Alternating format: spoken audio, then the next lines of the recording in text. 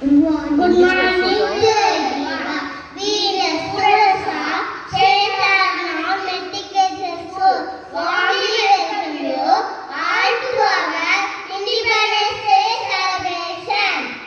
We come together today not just for an event, but for the celebration of human connection and the pursuit of a greater purpose. A warm welcome to each and every one of you.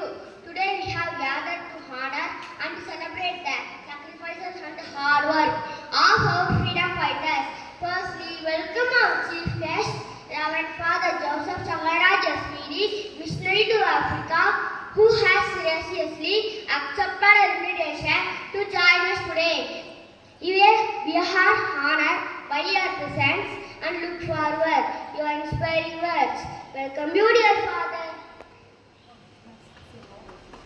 Now we feel honored to call upon Reverend Father Lawrence Postal Speedy to felicitate our chief guest with a share and memento as a token of love. Thank you for Photo.